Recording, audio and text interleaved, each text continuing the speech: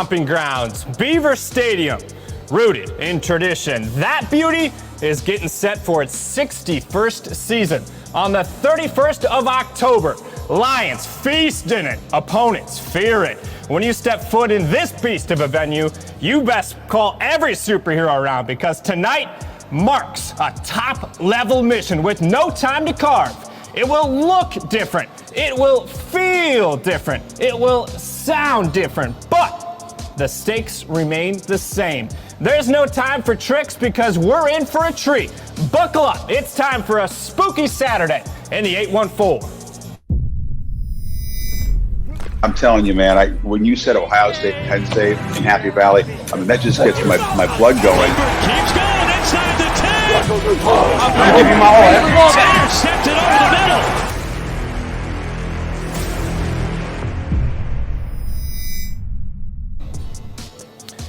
And we welcome you into the Unrivaled Pregame Show exclusively on Facebook Live, Line Vision, and Twitter, as we get a little roll call action right off the top of the show. Appreciate everybody tuning in to another edition of the Unrivaled Pregame Show. Be sure to use the hashtag PSUPride so that we can see your picture roll on that screen throughout the show, as we're going to have plenty of shout-outs and comments popping up throughout this program. We've got a jam-packed show for you today, which includes an interview with Tyler Bowen, the tight ends coach for Penn State University, a mix of Adam Telefaro, who obviously has a lot of ties with the Ohio State game. Looking forward to hearing from him.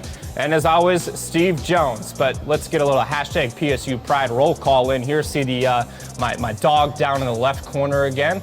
Good to see him back in the PSU Pride hashtag. We got Shaka Tony's mom up in the top right again, and a little cat appearance in the top left. Donna, appreciate you tuning in from Tucson, Arizona. Got to be real nice down there today. It's a little chilly up here in State College. About 45 degrees at this moment in time. That's as high as it's going to get for this game tonight between Penn State and Ohio State, starting at 7:30 p.m. Eastern Time on ABC. Little VIP Zoom room action right there. Lionettes, people from all over the country tuning in as a part of this right there. Good to see them back in action. I know that they're fired up. I like the two individuals in the middle right there. It looks like a little Penn State swag from top to bottom right there. Got a couple of students in the top right. Good to see everybody back as part of the Unrivaled Pregame Show. And once again, we're going to set the stage for you today. Before College Game Day, they're about, 100 feet or something like that. 100 feet. Let's be realistic here, man. Just a little further than that. But nonetheless, they're right behind us, right over on my left shoulder, your right shoulder if you're watching right now. They're going to get set for the action at 9 a.m. Eastern Time on ESPN. College Game Day making their fourth consecutive appearance in Happy Valley, which marks the longest active streak amongst any collegiate football team. So great to see them back in Happy Valley. It's almost a traditional staple that they're going to be back in Happy Valley. But we're going to welcome in now Tyler Bowen, the tight ends coach for Penn State.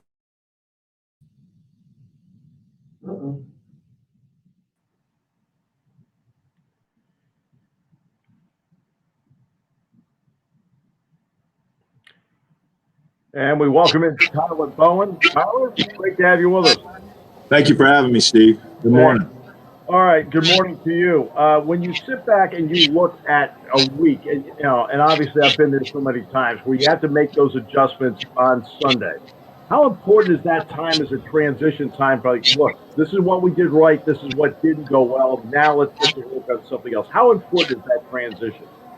Well, I think the transition's huge, and as you know, I do think one of the most critical weeks in a season is that week of practice from week 1 to week 2 with a new team, right? Even though you have familiar faces, each team is unique in its own way. So to be able to come in on Sunday, see the things that went well, see the things that we need to correct and clean up going into the next opponent, that transition time is huge. And I give a hats off to our players, just how they handled the week. Coach Franklin's got us set up. We're so process-driven just with our schedule and how we go about our business, that the process is going to lead to the outcome of the game. And our guys really came out and attacked this week of preparation, and feel confident going into this week. What does it mean to that room and to you that a guy like Pat Fryermuth is there to be one of the leaders, where it doesn't always have to be Tyler Bowen telling them?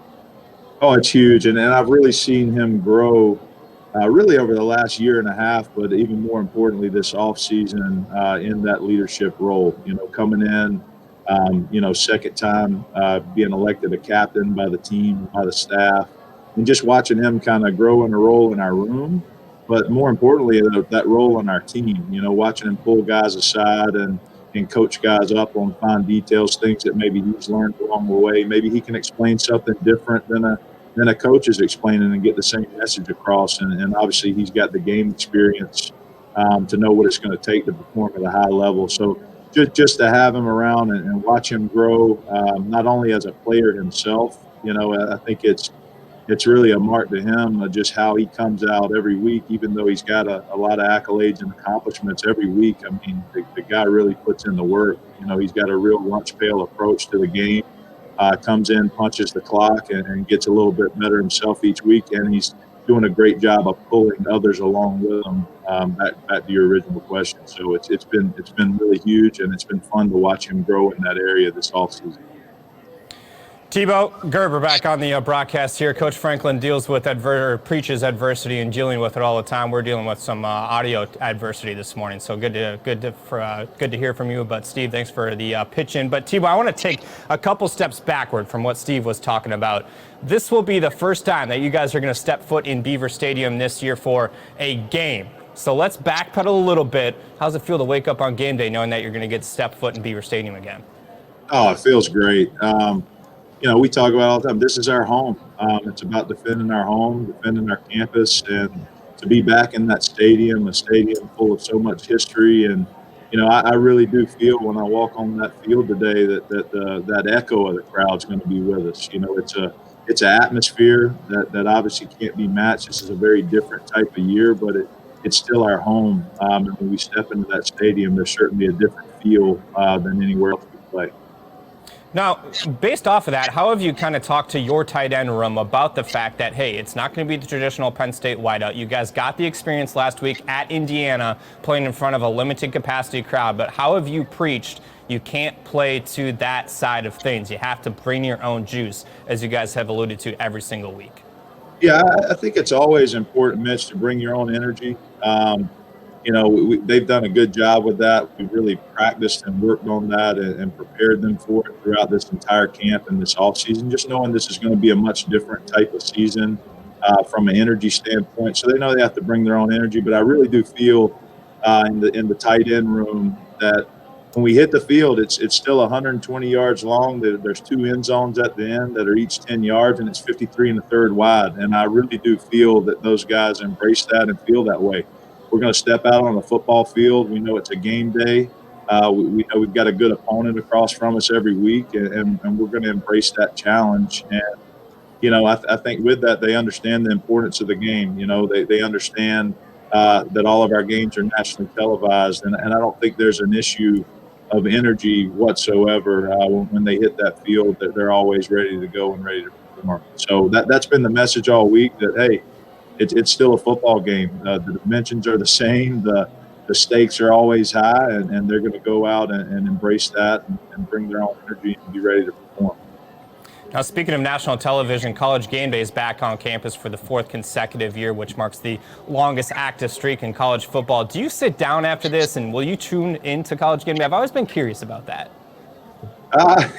Here and there. I'm a little bit more calm morning of the game, just kind of going back over notes, going through my tips and reminders, any last minute thing that I can prepare the guys with. I'm a big believer that you don't stop preparing for the game until kickoff. So anything that I can find, a tendency, a tip, a key that could potentially help for that one play in the game, because it is true, you never know which play is going to change the outcome of the game. That's kind of my approach. So maybe if it's on the television, I'll catch it a little bit. I do think it's really neat, and it's a testament to where Penn State has gone under Coach Franklin, that we're having College Game Day here 4 years in a row. I think we're the only school in the country to have that streak going. So obviously, it means a lot to our guys. It means a lot to recruits from an exposure standpoint, for that to be something that we have going, that streak. And obviously we know, how big this game has been in the past, how the stakes have always been high. But But for us, we're approaching it like the next game. But it is really neat to see them back in Happy Valley for the 4th year in a row. And I'm sure I'll catch a glimpse of it. I think it's always neat to have those guys on campus. Tyler Bowen, the tight ends coach here at Penn State University. Appreciate your time and good luck today. Thanks, Mitch. Thanks, Steve. Have a great day. You too. All right, Steve. Good to see you again. Another week, another Unrivaled Pregame Show. We're going to do a little bit of a roll call here with the hashtag PSU Pride. I know that you enjoy seeing these pictures fly across the stream, as well as the VIP Zoom room right there. Got a little Nittany Lion action. Be sure to use the hashtag PSU Pride to see your photos on today's show. Once again, you are watching the Unrivaled Pregame Show with myself and Steve Jones right there in the bottom half of the screen. Steve is going to be with us all morning long to be able to provide some insight for this upcoming matchup between Penn State and Ohio State. Now, Steve, we're going to fly over to somebody that we heard from last week, but we're only a couple feet away from him. But he's going to try to provide some insight for some stuff around campus. We're going to bring in Adam Telefaro first before we go over to Connor Griffin. So Adam Telefaro, who we all know very well with this Ohio State matchup. How you doing, Adam? Hey, Mitch, how are you? All is good. Big day today. Big day. What does today mean to you? I know Ohio State plays a special place in your heart. So Penn State, Ohio State, coming from a former player, what does this matchup mean to you? It's everything. I remember it like it was yesterday. My first time playing against Ohio State was, now that's what you come to Penn State for, to play in these big games, play against the Buckeyes, and I'm just praying our guys come out with a big win tonight. Steve, I'll let you ask a couple of questions right off the top because, Adam, you two have a great relationship. Obviously, you spent a lot of time around Steve, and Steve, you spent a lot of time around Adam. So go ahead, Steve. Yeah, obviously we know why it's so special because but Dr. Sebastianelli is still on the staff here, Adam. Obviously, a lot of people are still at that Ohio State Medical Center. How often do you think of them because of what happened on that fateful day? You know, Steve, well, first, it's great to see you. But I think about it, whenever Penn State plays Ohio State, the first group of people that come to mind are the Ohio State medical staff, and of course our Penn State medical staff, starting with Dr. Sebastianelli, because I always say without those people, without their quick actions on the field that day, I certainly wouldn't be walking today. Well, there you are walking through the tunnel at the 2001 Miami game. What were the emotions that night? Because I know Big Ten Network eventually is going to do something about this. They're your parents right there. What was that? What were the emotions pouring through you? Steve, I was just so nervous because I hadn't been walking for that long prior to that moment. So the biggest thing going through my head was like, Adam, do not trip coming out the tunnel. Do not trip. And, just here, I had never heard the stadium that loud. And when I remember coming to the tunnel and hearing just the crowd, and something went through me to allow me to hop, skip, and run a little bit. It was one of the best moments of my life. That's because the Penn State fans are like that. There's a lot of love out there, as you know. For you now to see the way you've been able to build your life and the people around you, when you look back, how quickly actually had the last 20 years gone by because of how you built your life, put yourself in a position with a law degree and the way things have fallen into place for you? You know, I look back and I tell people the injury 20 years ago was tough, but everything that's come out of it has somewhat been a blessing in disguise. And I often tell people, a lot of people say, Adam, it's great you came back, you did this, you did that. But I've just been blessed to have just so many great people in my corner, many of them from the Penn State community that have just helped me every day along the way do different things, whether it's, going to law school or working where I work now. It's just been, I can't take too much credit because it's been a full team effort. I feel like part of this Penn State family for the last 20 years, and the support to this day has just been unbelievable. Well, everybody in the Telefaro family, it's an A. It starts with an A, okay? Even the family dogs over the years, it starts with an A. So is that tradition continue where even the family dog starts with the letter A? Steve, you're right. We're all A's. My wife is an E, and I was trying to keep the tradition alive with my kids, but they're both Cruz and Chloe, so I'm clearly losing the battle of the A. But it has come to an end, unfortunately. Adam, for those that don't know your story, because there are some individuals watching on the stream around the world right now, please share with us. Obviously, Steve was touching on it, but what does today obviously impact mean for you? And just share your story with everybody out there. Yeah, 20 years ago, I was a true freshman at Penn State playing defensive back. The fifth game of my freshman year, I went in to make a tackle while we were playing out at Ohio State, and unfortunately broke my neck and was paralyzed from the neck down. And at that time, doctors and that were taking care of me said, basically I would never walk again. And through the great work of my doctors, my physical therapist, and about 8 months in physical therapy, I eventually regained the ability to walk again, and I was able to lead the team out of the tunnel the very next year against the Miami Hurricanes. So it was an experience I'll never forget, but it really helped me to understand what it means when Penn State says we are, because I just had so much support from the Penn State community, and they were with me in my lowest of times, and as I mentioned earlier, are still with me to this day. Now, we saw your parents up in the crowd there with a shot of B-roll. I mean, when you look back at that moment, Steve and you yourself just talked about the fact of how loud it was and everything like that, but when you see your parents in the crowd that day, what do they tell you about that moment? I think about both of them so much because from the age of 7, when I first started playing football, my mom always hated football. She was like, you're too small to be out there playing, and her biggest fear was me always getting injured. And when I had that injury, I remember laying on the field, and she was the first person that I thought about because I knew she would be so just upset about it. So seeing her in the stadium, coming back, as I came out the tunnel, that was the person I was most excited to come out for, just to let her know I was okay. And then also my dad, I feel like he took it harder than anybody because he was my first football coach, and we had dreams of maybe playing in the NFL one day, and that all came to an end. But it taught me, there's so much after football, there's so much life after football, and I have my parents there, and really everybody that had a part of my recovery, my physical therapist, my doctors were all in the stadium that day. So it was just a great experience all around. I still get goosebumps when you tell that story. And for those that haven't listened to the Unrivaled podcast, we sat down with Adam Telefaro, and it was our first in-person interview in months. So first of all, I enjoyed that. But second of all, if you have not listened to that episode of the Unrivaled podcast, go back and be sure to do so. Now, Adam, you and Coach Franklin have a special relationship, but how did you first meet the head coach of the Penn State Nittany Lions? Yeah, I first met Coach Franklin. I was a member of the Penn State Board of Trustees, and he came and addressed the trustee board. And I remember, prior to the meeting, I came up and, kind of introduced myself, and he said, I know who you are. And it was amazing. I felt like I'd known the guy for years, and it was our first time meeting. We exchanged numbers, and he sent me a text message that night. And we probably text, once a month, or he'll call me if I don't get in contact with him and say, hey, Adam, I haven't heard from you in a while. So, I played for Coach Paterno, but the way that he's really embraced not only myself, but so many guys that have played before, he's been great. I marvel at everything that he's done for the Penn State program since he's gotten here. And I think, the sky's the limit.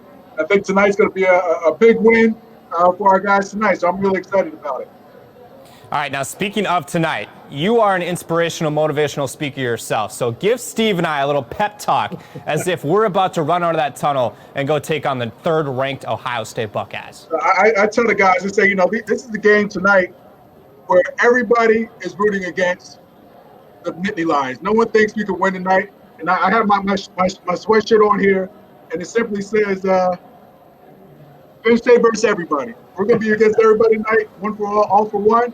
Go out there and get a win and show the entire world what Penn State's all about. All right, Steve, let's go. Let's go play. If any on the planet knows how to overcome everything, it's the guy at the bottom of the screen. He knows how to overcome everything. Adam, appreciate your time. Thanks for stopping by, and looking forward to seeing you up here in Happy Valley again soon. Mitch, Steve, so good to see you guys. Thank you for all you do for the Penn State community. Big game tonight. He's a great. Big game, absolutely, as we continue to set the stage for Penn State-Ohio State at 7:30 p.m. Eastern Time. And for more on Adam Telefaro, be sure to listen to the Unrivaled podcast. And Steve, I know that you two have a great relationship, and he's just, he's such an inspirational individual. Well, but I don't want people to lose sight of the fact that he was really a terrific football player, because I got a chance to watch him practice every day, Mitch. So I saw what the potential was in him. And he actually had hurt his thumb upending Eric McCoo in the scrimmage at Beaver Stadium like a month before that, where it was a heck of a play. And here's the oddity of it. When he was put into the game at Ohio State, he was put in at the opposite corner he normally plays. Like, it's really strange how all this stuff played out. But boy, the way he came back, his parents, a guy named Joe Serra, who was with him with the family every single day. There's just a lot of great stories in this, from what Coach Paterno did, what Coach Serra did, all the way through Coach Bradley. Now today, it's great to see he's forged such a great relationship with Coach Franklin, because Adam understands that the future of the program is bright because of Coach Franklin. Absolutely. Once again, for more on Adam Telefaro, be sure to listen to the Unrivaled podcast. But we're now going to fly over to Connor Griffin, who has a special report at Panzer Stadium for us. Thanks, Mitch. Yeah, back up and running here at Panzer, home of Penn State lacrosse. Over my left shoulder is Beaver Stadium. I'd say that's about a football throw away. I think I could hit that in midair. But as we know, Beaver Stadium, home of the Penn State whiteout. The first whiteout came 15 years ago in a win against Ohio State, of course. There's going to be another first year on campus tonight. They're calling it the Watch Out. The university has found a way to allow students to attend an outdoor watch party, either here at Medler Field or at Beard Field. They found a way to have it socially distanced. Everybody will be wearing masks. They have to complete a COVID symptom checker prior to entering the stadium.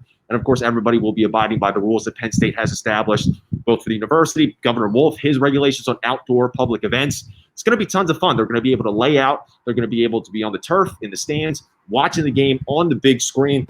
And they're going to have tons of giveaways, Mitch. They're going to be giving away Apple Watches, AirPods. They're going to be giving away gift cards. There's going to be a ton of snacks, which is my personal favorite. And, Mitch, I hope that there's some hot chocolate involved somehow, because it's nippy out here. This is definitely football weather. I think some hot chocolate could definitely go a long way.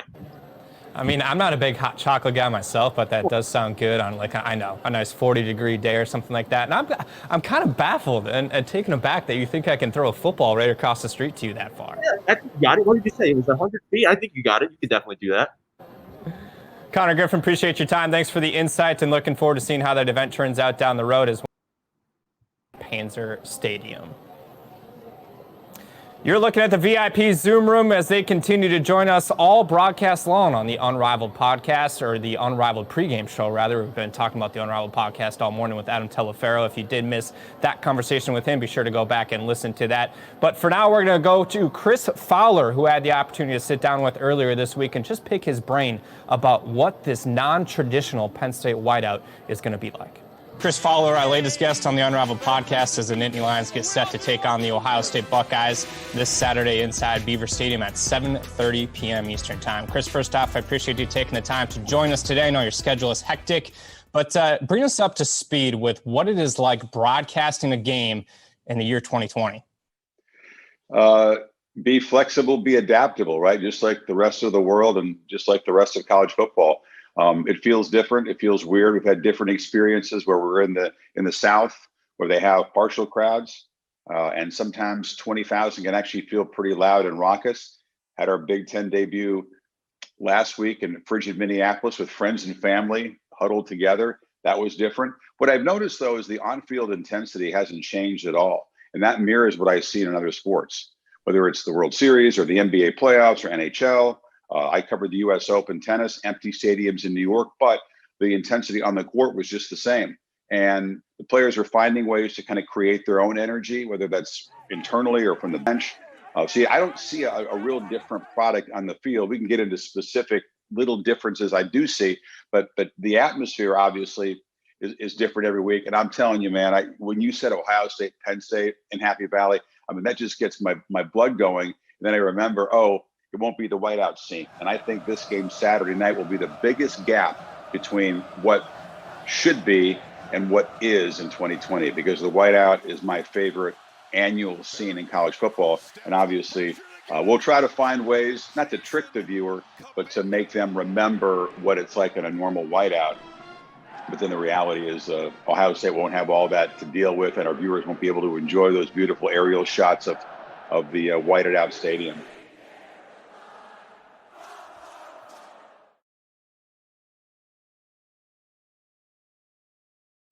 Well, there's no doubt that those beautiful aerial shots will be missed tonight with a full Penn State whiteout. Hopefully in the year 2021 that can be the case. Now we're going to welcome in Christina Peterson, who is a member of the Penn State Athletics Department, but she's got a special guest with her over at the College Game Days.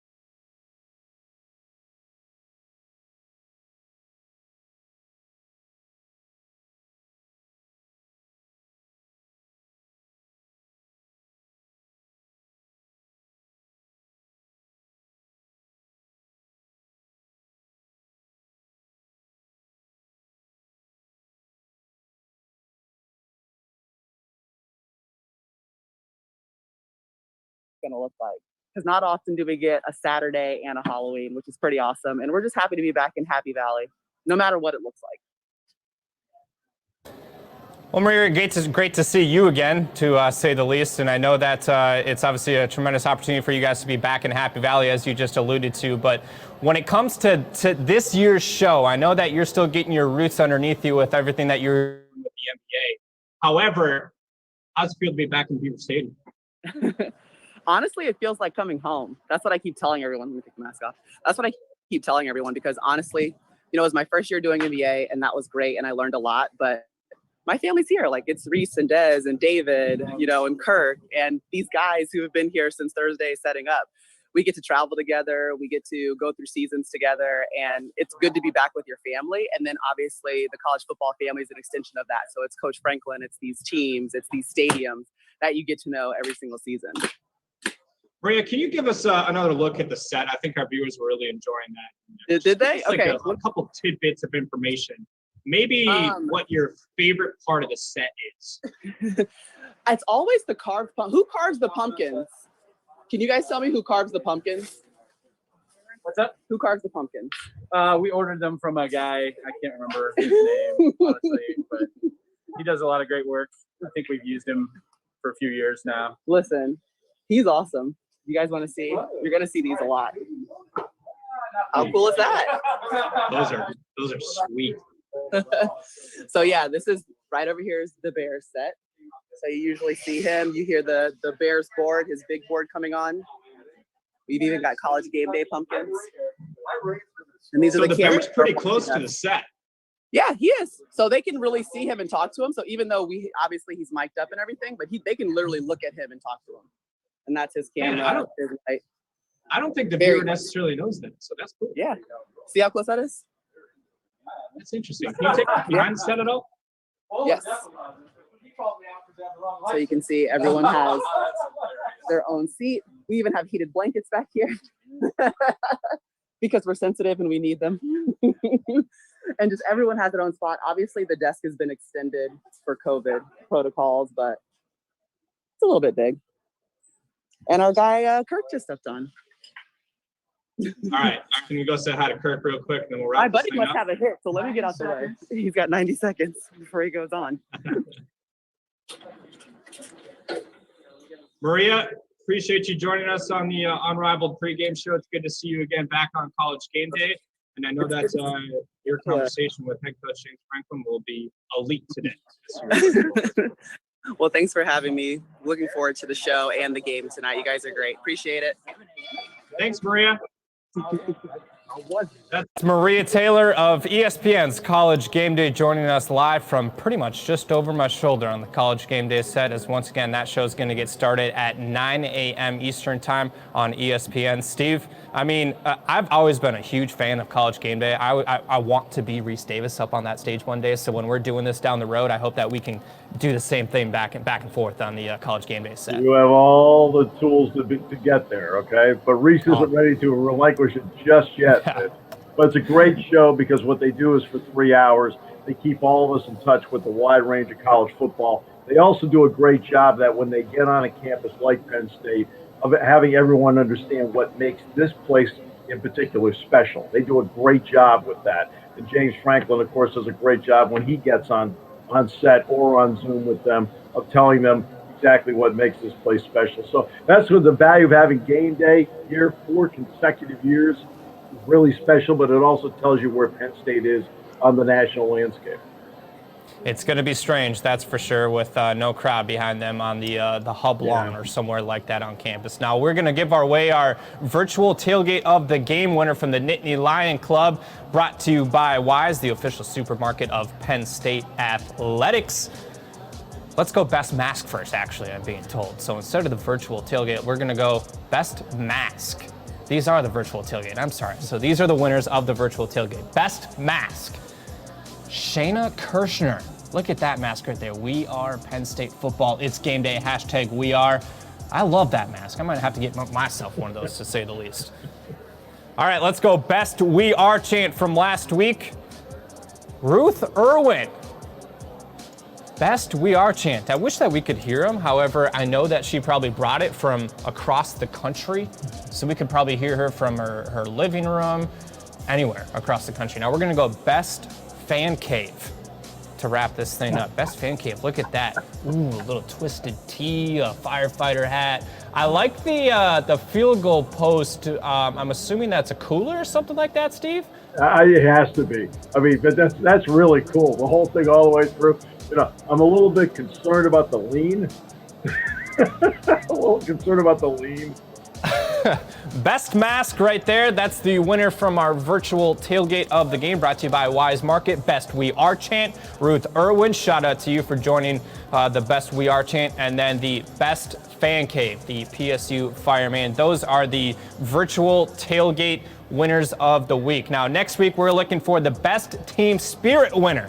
Looking forward to bringing you guys that winner in the future weeks to come. Next week, to be exactly, the Wise Market sponsorship brings that to us on the Nittany Lion Club virtual tailgate of the game. Be sure to use the hashtag PSU Pride to have your face pop up on the screen aside from those winners, because we've got a lot of people that pop up on the screen, including a couple dogs, a couple of cats, and so on and so forth. Now, Steve, it's time for your favorite segment of the show, the NLC Cookbook recipe of the game.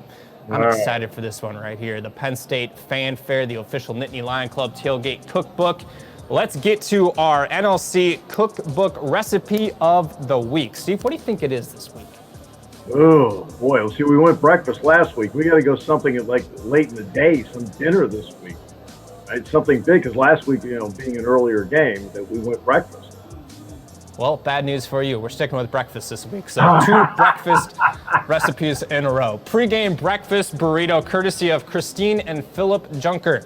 Now, I'm going to let you read through the ingredients because you did such a great job last week, but we're going to make it like a 30-second read. So give us the ingredient read for 30 seconds of Steve Jones. It's really easy. It's really easy, Mitch. 3 cups of frozen potatoes, 2 tea vegetable oil, 4, links right there.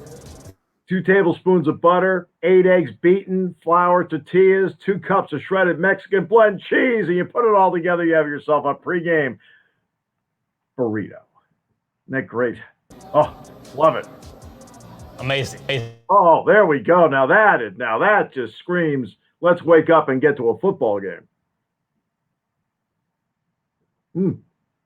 Look at that. And there's plenty for all of us. Yeah, that looks scrumptious. There's plenty for all of us, to say the least. All right, so we're going to give you a little bit of information on Christine and Philip Junker as we take take a look at a picture of their family. Now, Christine was a 1987 graduate of Penn State University. She was also a blue band member and played at the 86 Fiesta Bowl National Championship game. So a little bit of history there within the Junker family. There's the breakfast burrito right there. That's going to be our pre-game breakfast burrito. There's a lot of burrito bees in that conversation right there. That's our NLC Cookbook recipe of the week. We want to see your recipe on every single Unrivaled Pregame Show edition. So, Steve, I know that's your favorite segment, but we'll have to shelf that till next week. little breakfast on breakfast at Indiana and at home against Ohio State. We're going to fly on over to Summer Thomas, who now has another special report for us. Summer? Hi, Mitch. How are you doing? Fantastic. How are you? I'm doing great. So right now I'm outside the Bryce Jordan Center with a beautiful shot of Beaver Stadium in the background. And as many of you may know, there will not be fans inside the stadium this year, but there is one way that the fans can have themselves be represented and support Penn State football in the stands, and that is through cardboard cutouts. Now, on Wednesday, many of the Penn State Athletics full-time staff, interns, and even VP of Intercollegiate Athletics, Sandy Barber, was helping out with the cutouts on Wednesday. And this is all to show Penn State football and Penn State Athletics, the fan support. And right now there are currently thousands in the stand. They're going to be in the student section. So Mitch, when you're watching the game later, make sure that you look at the south end zone where the student section would normally be, and that's where all the cutouts will be. Now, another really awesome thing about the cutouts is that the proceeds are going to Thon 2021. And I spoke with the director of Thon, Katie Solomon, and she said that she's super excited that Penn State Athletics and Thon have been able to collaborate with these cutouts. And she also mentioned that there have been a lot of obstacles with virtual fundraising, but the amount of money that they've been able to raise through these cutouts and through other methods has really shown the resilience of the Thon community here at Penn State. Well, Summer, thank you so much for that special report. I'm looking forward to seeing all those cardboard cutouts in the stands as Penn State gets set to take on Ohio State at 7:30 p.m. Eastern time. I think there's something like over 3,000 of those sitting in the stands right now, and you got the dogs. I think there's a horse in the stands or something like that, Steve. There's a squirrel. I can't wait to see that on the national broadcast. When Sandy Barber was on the Penn State Coaches Show Thursday night, she specifically mentioned the squirrel. So I think first of all, it's great that people have done this because of what it benefits. I mean, and that's the important part in the end. It shows some presence in the stadium, but the fact that Thon is a primary beneficiary of this is so important. Now, speaking of Thon, we're going to fly on over to our M&I Windows and Doors Kid Captain of the Game, brought to you by 4 Diamonds. And this week's Kid Captain of the Game is Rosalind Miller. Right there. Look at that. Little Halloween festive. I like that outfit. 4 Diamonds. Now, here's a little background on Rosalind Miller. She was diagnosed with acute lymphostic leukemia at the age of 3 in November of 2019 and has been in remission since March 9th of 2020. So she continues to inspire all of us. I like that picture right there. A little tongue sticking out, and I like the Halloween costume that she had on. Very festive for the 31st of October today, but that's our MI Windows and Doors Kid Captain of the Game. Hope you have a great day, Rosalind Miller. Looking forward to seeing you, hopefully back in Happy Valley sometime soon. Now, we're also going to go back over to Beaver Stadium, Steve, and we're going to hear from Greg Drain, Blue Band. All right, Greg. We can see you, but we can't hear you. So go ahead and unmute yourself, and we're going to ask you a couple of questions. How you doing? Can you hear me now?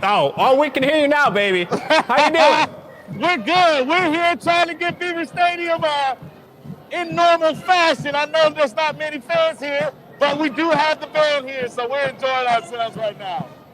All right, give us a little up-close and personal look at the band. I see them in the background right there, but give us a little setting, because you guys are about ready to go for a live for College Game Day. Yeah, so we're excited to be here for Game Day. We got an opportunity to show our undying support for Penn State.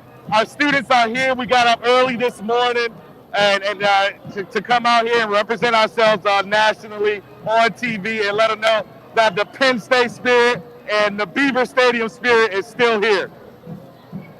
Now, can you give us just a little insight as to what you guys are going to do on College Game Day? Give us a little teaser so that when the fan base turns on ESPN at the top of the hour, they know what to expect. They should expect the same blue band that they have always seen for the last 120 years.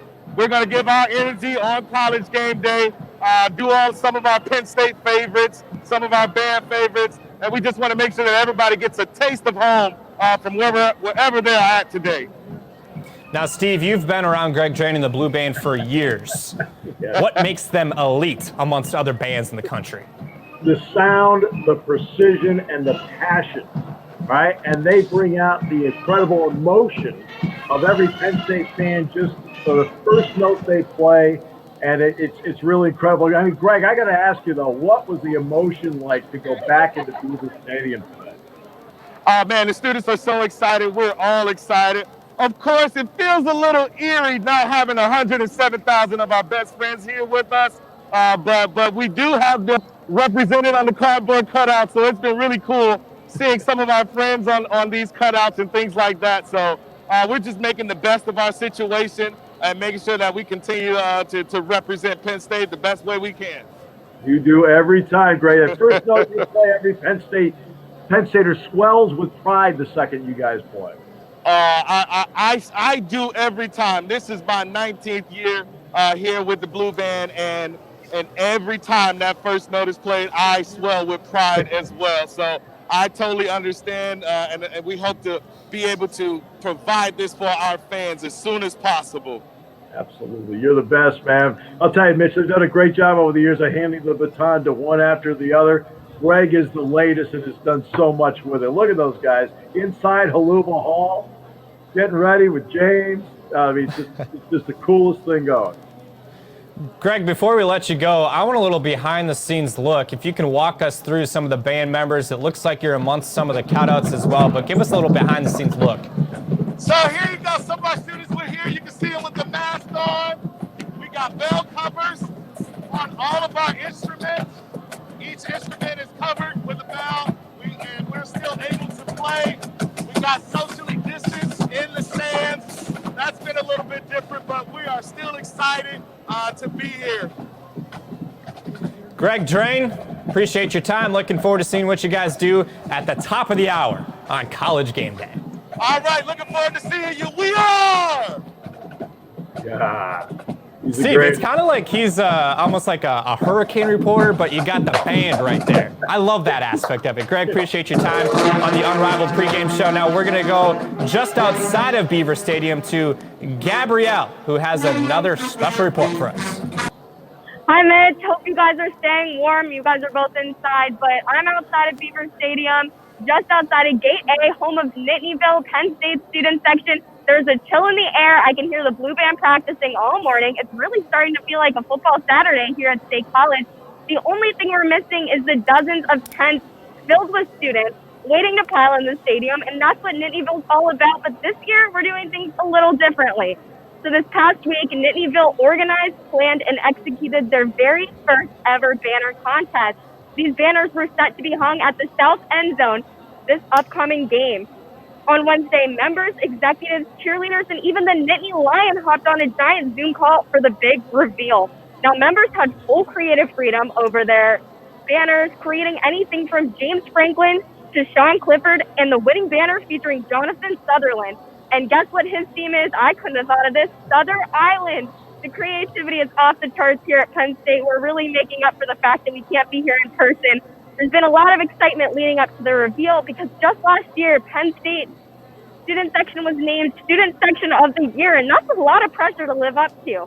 So we can't be here in person, but we're doing a lot of virtual things to get students involved.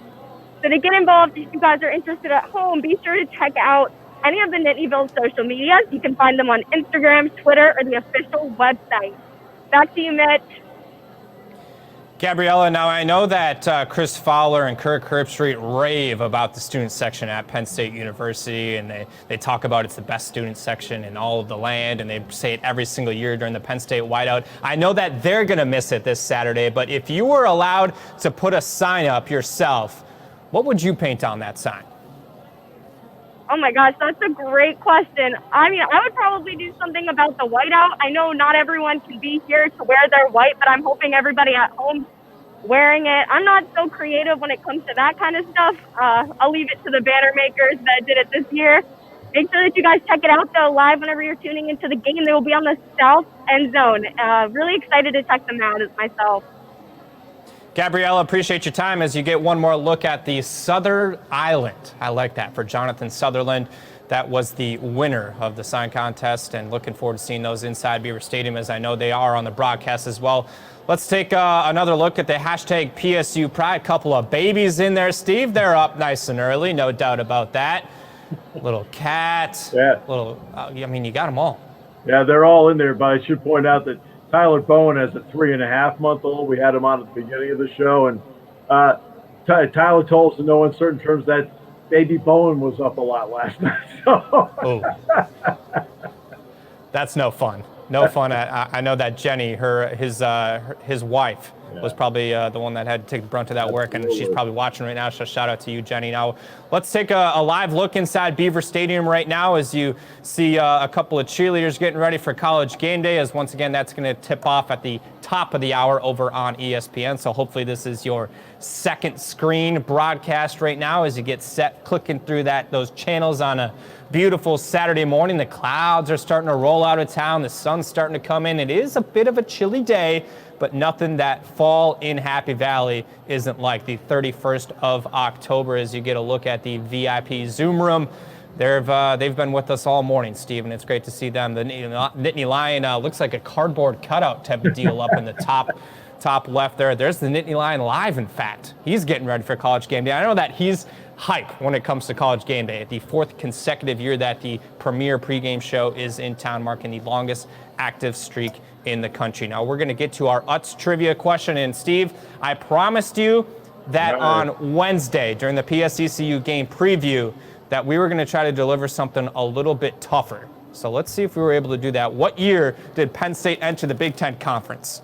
They were invited. Trivia question. They were invited December 22nd, 1989. They were voted in June 4th, 1990.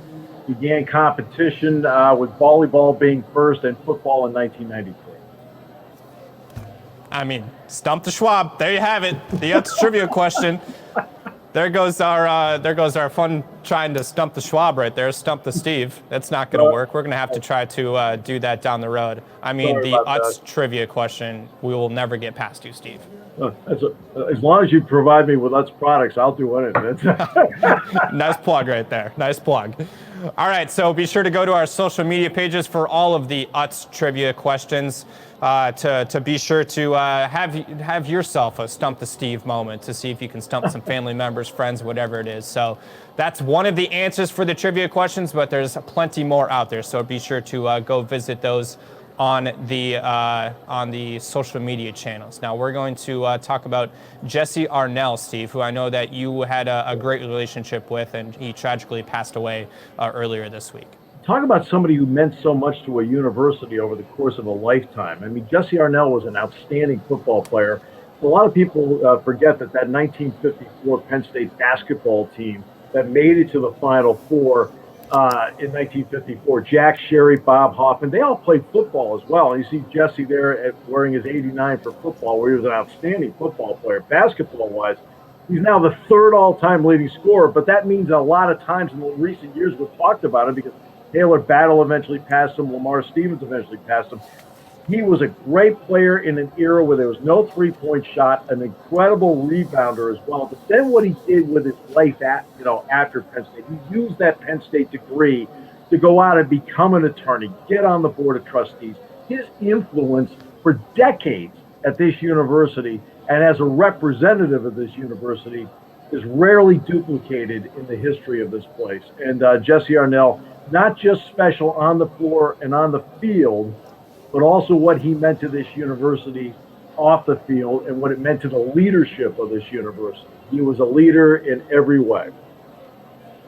Steve, for those that don't necessarily know a lot about Jesse and what he was like as a player, I like that you mentioned him off the field as well, both off the field and off the court. That's special in itself, but what was he like to watch? Well, what he'd be like to watch would be somebody that was just powerful around the basket. I mean, he was a presence in the paint all the time for Penn State. And that's why, they'd feed him. And when you look at what he did the Final Four year, he was spectacular because they beat both Notre Dame and Bob Pettit and LSU to get to Kansas City to the Final Four in 1954. And because of his presence inside, he was at times almost unstoppable. And you see the rebounding. I mean, you have over 1,200 rebounds in his career. And we're not talking about 31 game seasons here, Mitch. We're not talking about 32 game seasons. I mean, Jesse Arnell and those guys were playing, seasons in the 20s that year, and he still grabbed over 1,200 rebounds. And you can just see how powerfully built he was. He had an incredible presence, and he was also the kind of guy where he had the kind of voice which was commanding, but at the same time, he was also gentle in his approach. And he was somebody that every time I talked to him, he was one of those, to use an old saying, an E.F. Hutton guy. The second he talked, everybody perked up, they wanted to listen. Jesse Arnell, 1933 to the year 2020. What a life for Jesse Arnell. We will miss him and the Penn State icon that he is, but that will live on forever underneath his legacy. And again, think of all this. This was back in the early 50s. The early 50s, So there's Rosie Greer, there's Jesse Arnell, there's Lenny Moore. Tells you about Penn State, how far Penn State was always at the front of powerful issues. Absolutely. All right. Well, we are going to hear from Grant Haley, who, Steve, I had the opportunity to catch up with earlier this week. So speaking of a special member of the Penn State community, Grant Haley, we all know about that blocked kick. Let's hear more on that. Pleased to be joined by Grant Haley, current member of the New Orleans Saints and an iconic figure of Penn State football, especially during Ohio State week. Grant, first off, appreciate you taking the time to join us today, but just fill us up to speed with what you have been up to down in New Orleans. Well, I appreciate you. Obviously, it's a good week. I'm glad to be back. Glad to see you guys. So I'm actually in New Orleans now, going into my third season. I'm on the practice squad here, so got a couple Penn State guys actually living with Anthony Zettel, who graduated 2 years before me. But good group down here. Enjoying my time down here. Just looking to get that opportunity and get back to work. Two iconic figures, to say the least, when it comes to Penn State-Ohio State. And Grant, what makes this week different for a player? I think it's just when you dream about things, going and playing college football at a school like Penn State. That's what you dream about. You dream about a top matchup with two teams that are always going to be consistently fighting out to make it to the championship. And I think that's just what you envision when I went to Penn State was being an opportunity to put ourselves and at a top tier level where we get the opportunity to go play for the playoffs. I think that's the emotions and the feelings of just being as a player, going into the game. Now, speaking of dream, I'd imagine that blocked kick is still a dream somewhat to this day. So take us back to that moment inside the head of Grant Haley from start to finish and replay it for us. So to be honest, first thing I'm always going to remember is, John Reed, the play before he almost intercepted the ball. So I remember running, go find him, congratulate him. And then I just remember, they were rushing out on the field goal unit out on the field. And I was kind of late getting set up. Earlier that game, Marcus had almost blocked the kick.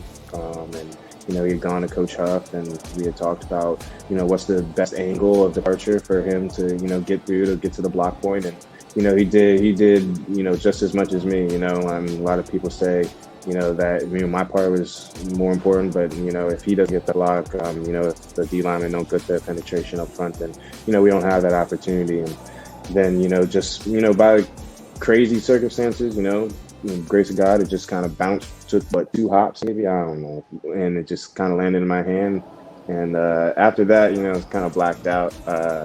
Had some fun the other day on Twitter saying, I'm just glad I didn't get caught. That's all that kind of went through my head now then. I still have chills to this day when you see that highlight and you hear the play call from both the national broadcasters and Steve Jones up in the booth. But Grant Haley, appreciate your time. Good to see your face again, and good luck down there in New Orleans. I appreciate you. Thank you for having me. Grant Haley, we all know him very well from that experience that happened right there inside Beaver Stadium. And Steve, I know that you had the opportunity to be on that call in 30 seconds to find that moment. 134th season of Penn State football this year, Mitch. That's the only time Penn State's ever blocked a field goal and run it back for a touchdown. And when that run was made, there was 4:27 to go when he hit the end zone. And that was the moment that changed Penn State football, going forward forever. I mean, that was the defining moment right there.